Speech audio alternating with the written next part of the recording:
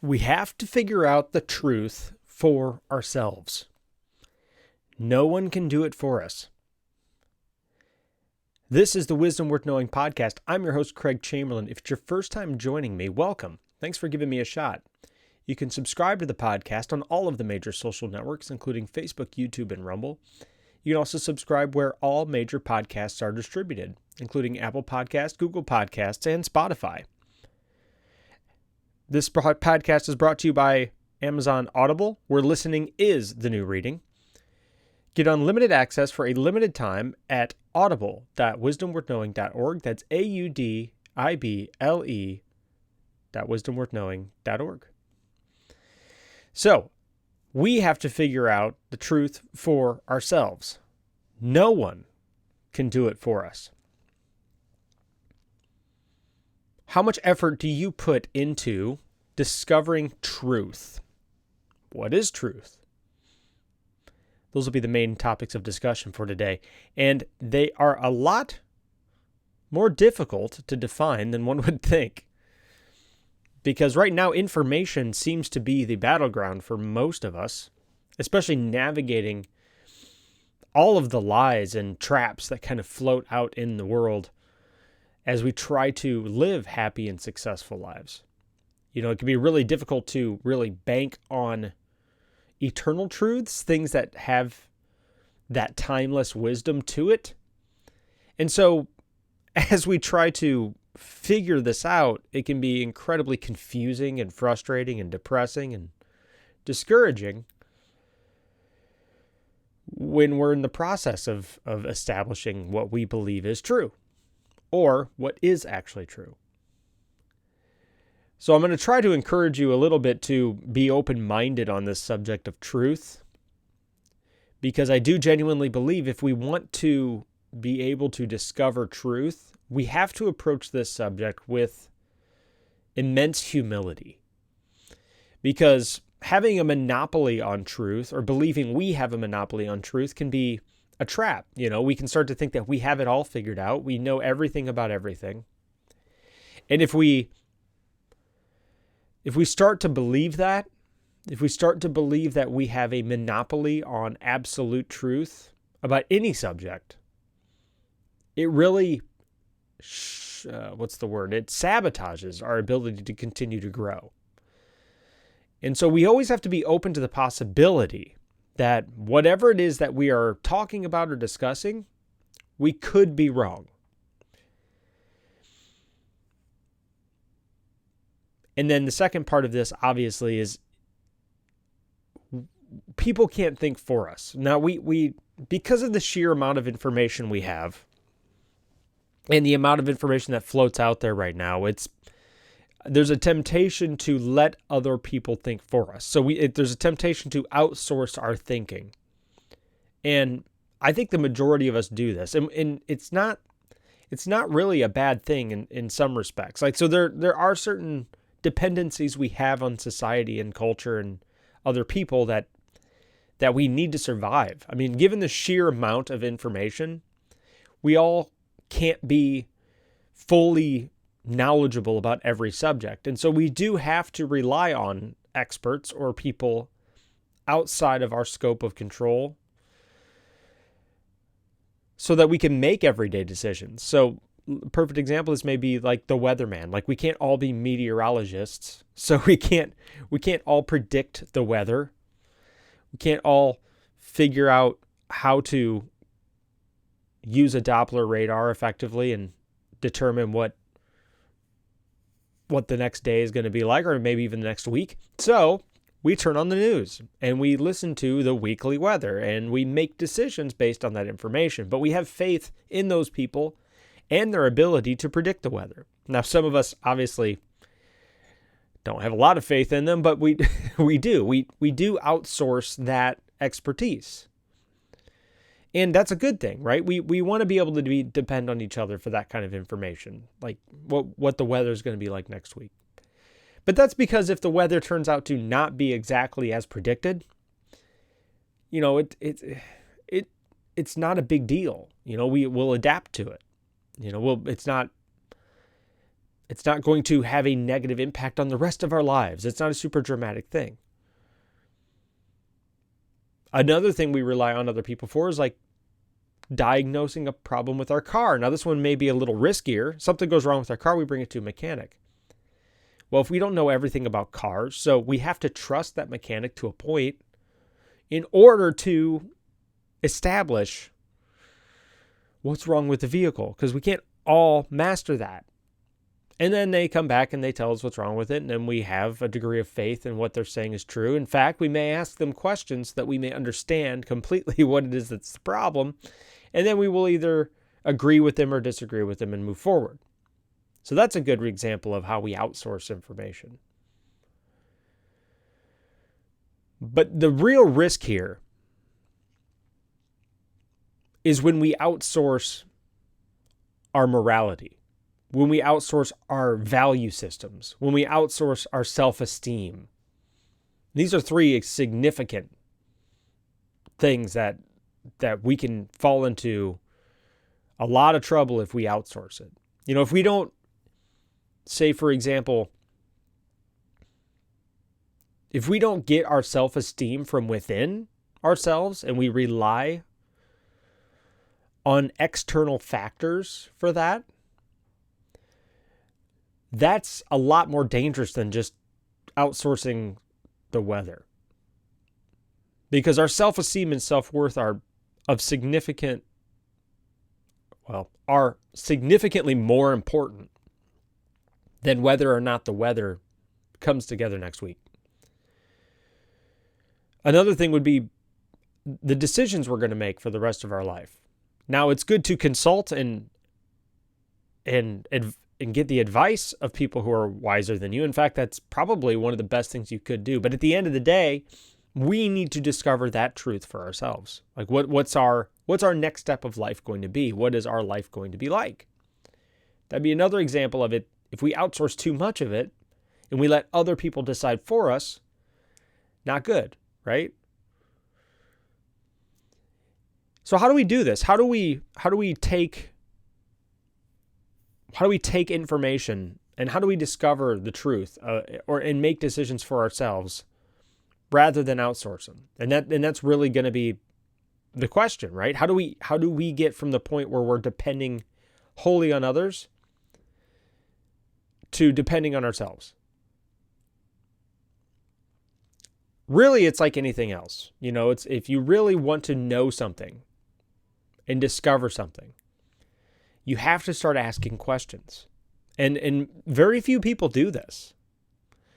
They don't walk into an attempt to grasp a deeper understanding of a subject.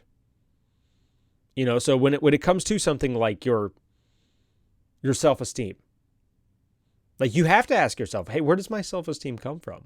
Like how do I evaluate myself? Is it based on deeper levels of character? Is it based on the type of person I am? Is it based upon how I treat people who are close to me? Is it based upon my work ethic? Is it based upon whether or not I'm putting in effort to grow and doing things well? Or is it based upon what my spouse thinks of me? Is it based upon what my mother or father think of me? Is it based upon what complete strangers on the internet think of me? And these are questions we have to ask ourselves. And we should write it out. I'm a huge advocate for journaling, like in writing out. And it's really good to have a list of things that you think validate you, you think give you that self-esteem. And this, like I said, this is not something people can answer for you. I don't know how you estimate your value. I don't know what your criteria is for self-worth. I know what mine is. I know I know it's revised over time.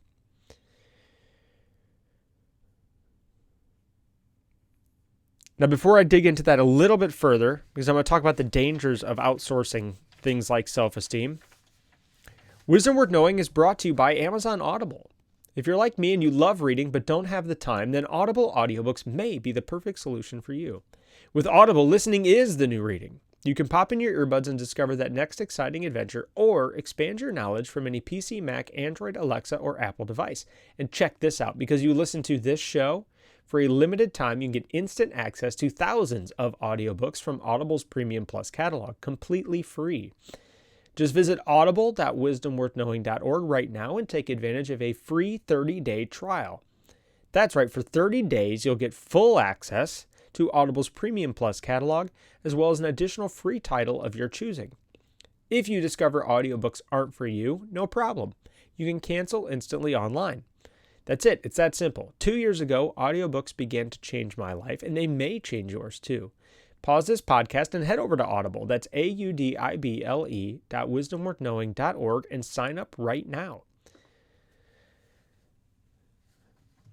So the reason it's dangerous to outsource things like our self-esteem is because our self-esteem is not like the weather. We'll carry it around with us everywhere we go. And if we have a broken system of self-evaluation, if we value ourselves based upon solely external factors, and I'm not saying it's bad to have some external feedback in order to value yourself, but if we base it solely on external factors, then it increases the likelihood that we're going to have anxiety and depression. And I know this because I've, for a big chunk of my life, had anxiety and depression. So, and I've thankfully been able to cultivate some emotional tools to help me with that, with the help of a doctor and with lots and lots of reading. But if you struggle with this self-evaluation thing and you rely solely on other people, you give them power over you. And that's not good, because you can't have a proper relationship with other people if they have power over you. And when I mean they have power over you, I mean they have power over your self-worth. You know, we all take risks when we're in relationships, right? We all have some amount of ourselves that's emotionally invested in other people.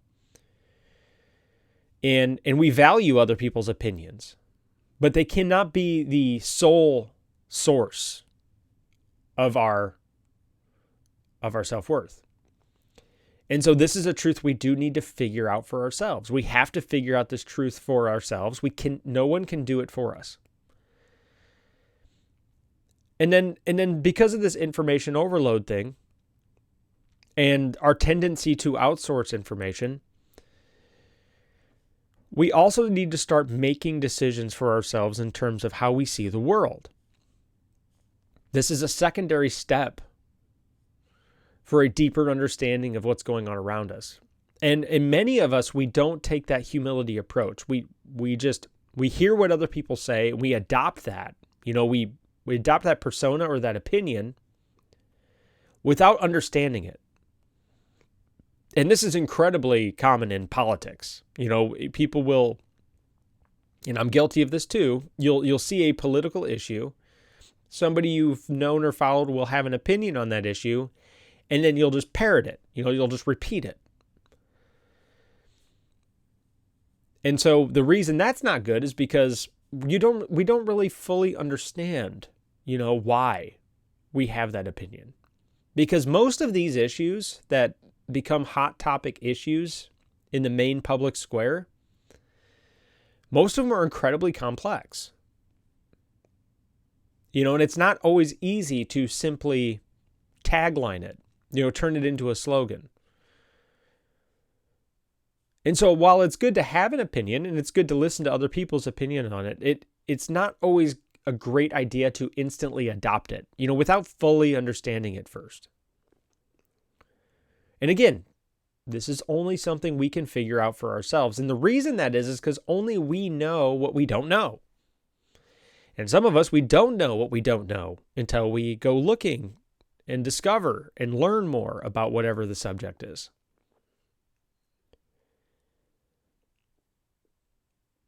I guess really at the end of the day, it does come down to whether or not we think it's important to be consistent, you know, to have and adopt opinions and values that are rooted in reality.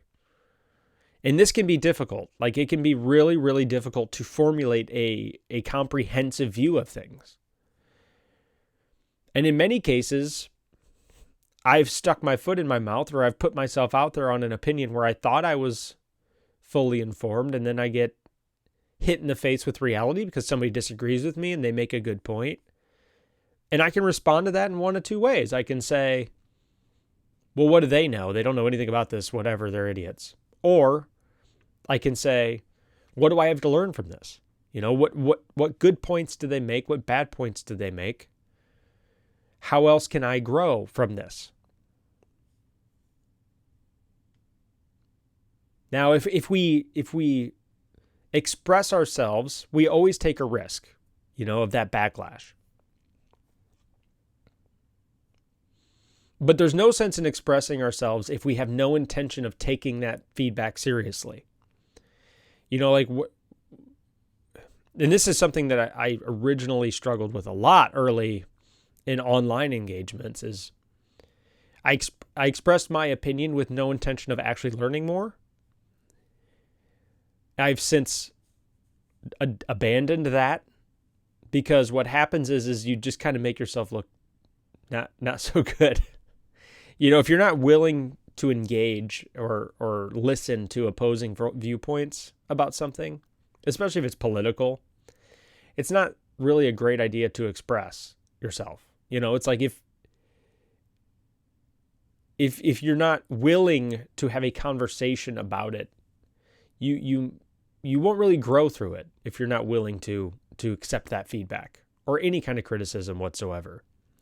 In order for us to be better people, we need to be open to criticism. Because that criticism, it helps refine our thoughts on subjects. And if we're not willing to fight about it, because in politics, a lot of it is fighting, and we're not willing to listen, sometimes it is better to stay quiet and just observe and watch.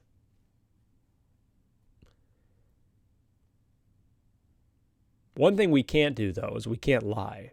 And that's one of the bigger problems that we fall into. Our pride gets involved, and then we feel we need to defend our position even though we may have been wrong. And it can be difficult to admit, when you've made a mistake. And that's part of the truth. Part of truth discovery is putting yourself out there, taking the risk. And then when somebody challenges you, hopefully you have people in your circle who will challenge you. You can stop and reevaluate, and you can try to understand, come to a deeper understanding of whatever it is that's being discussed.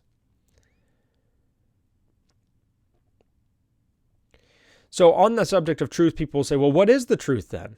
And I know we're kind of pretty far into this video, and I probably should have defined it at the beginning, but what is truth? I've really considered this for a long time, because people talk about gray areas. It's like, well, the truth is more complicated. There are no absolutes. People argue that. And the more I've meditated on this, and I could be wrong, but the more I meditate on it, I genuinely believe that in any situation, there is an absolute truth. The problem is our lack of knowledge and lack of information. So if we had omniscience and we knew everything, and we had timeless wisdom, we knew all the wisdom of the ages, and we had divine understanding, in other words, we had the minds of God, I believe, genuinely speaking, in every decision we make, it could be the absolute correct decision. The problem is we don't have any of those things.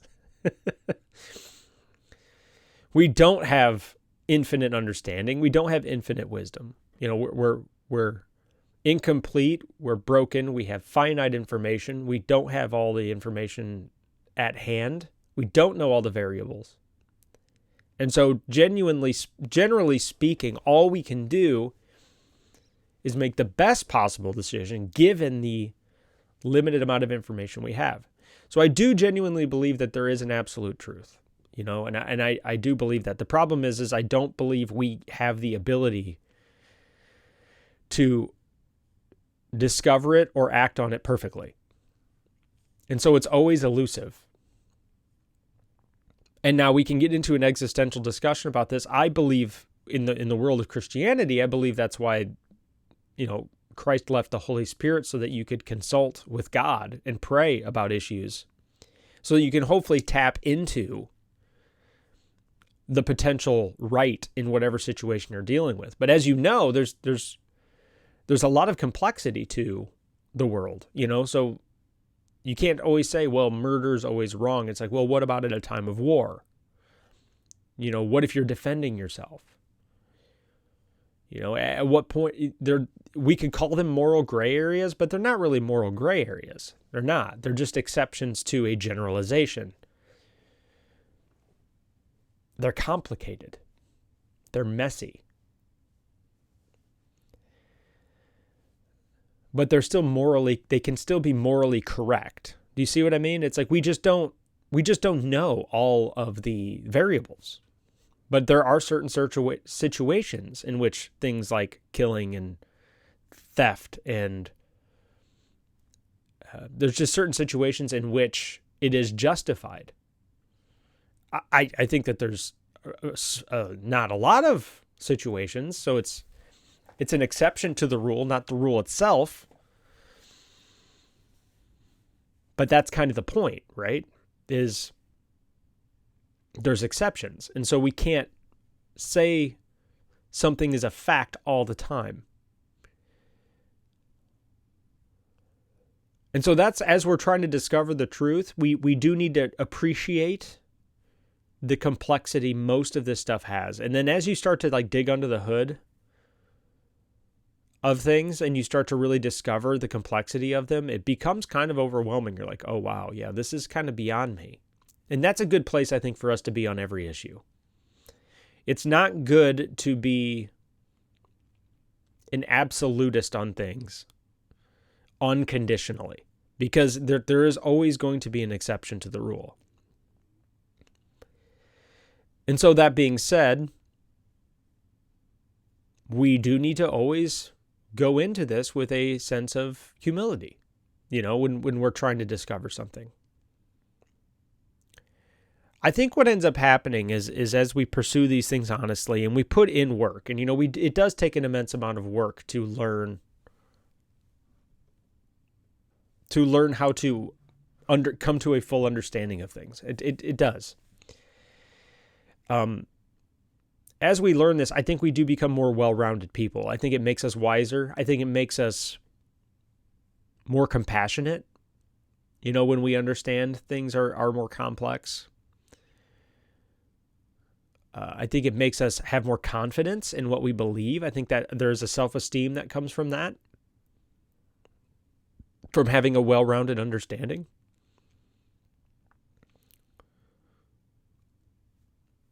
And then we can take our stand. Let's say that there is a position that we can take that we believe in, and we believe it's the truth. And then we can express that and then open ourselves up to further challenging so that we can further validate what we believe or invalidate what we believe. It's like, if it's true, it should be able to stand up to criticism. That's just how reality works. As you unpack something, here's an interesting example. I actually I was scared at first, but I went out to kind of disprove Christianity when I was first becoming a Christian. And I challenged it on every possible angle. And what the weird, bizarre thing is every time I challenged it, I found an answer that was pretty convincing. And after I did that for 2 years, I'm like, this is pretty persuasive. You know what I mean? It's like, and it wasn't, I was open to the possibility of it being right, but I was also kind of setting out to prove it wrong. Because in my opinion, if it's not true, I should be able to disprove it. It should become pretty obvious once you dig under it, and it was one of those things that as I kind of kept digging deeper into it, it became more and more likely that it was correct. But I'm Not trying to get too preachy, but I'm saying that real things, as you kind of pick them apart and as you kind of dig into them deeper and deeper, they do become more complex. Real things do. But they're consistent in whatever it is that you're breaking apart. Like there is a consistency in that complexity. There's an underlying truth there. And this is how the scientific method works. You know, when you test things like gravity. Gravity is not a simple concept. You know, once you've kind of dug under the hood and you understand all of the aspects of it, which I don't, by the way, but the more you understand about it, the more complex it becomes. But then you run tests against it, and they're always consistently producing the same results. And so you're like, okay, well, this is true. Gravity is true. Because under all of these conditions, it's consistently consistent. So I can say with confidence that this is a true thing. Because that's how real things work. They stand up to testing.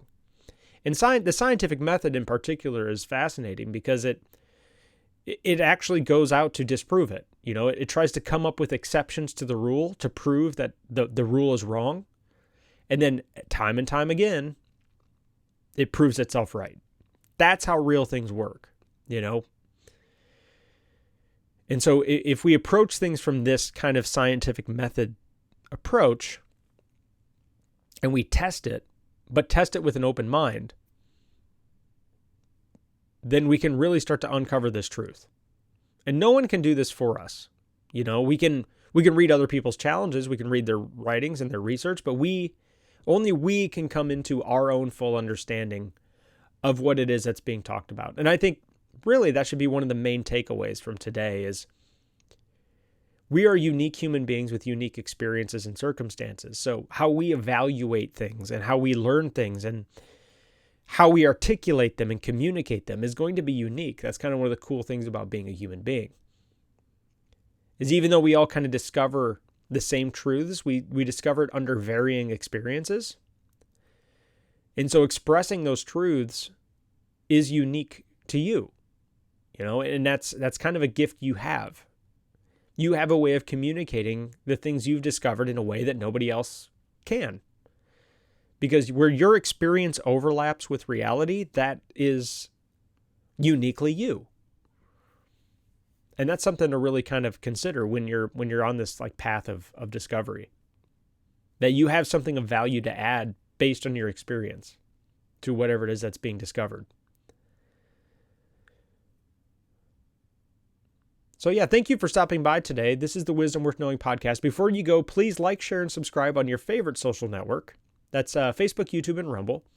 You can also subscribe on any podcast network where podcasts are distributed. Don't forget to leave a review there. That helps the show grow as well. The likes, shares, reviews, they all feed the algorithms for the network so that the show continues to grow. You can visit the website at wisdomworthknowing.org. And this show is brought to you by Audible. When you're done here, swing by audible.wisdomworthknowing.org because you can get unlimited access to thousands of audiobooks completely free for 30 days. They won't charge you a penny for that first 30 days. And you can cancel anytime. Just sign up at audible.wisdomworthknowing.org. That's audible.wisdomworthknowing.org. And until tomorrow, we have to figure out the truth for ourselves. No one can do it for us. So let's approach all these subjects with humility so that we can grow in a deeper understanding of it. And let's work on being the best version of ourselves we can today because, as always, that's all we can do. Have a good day.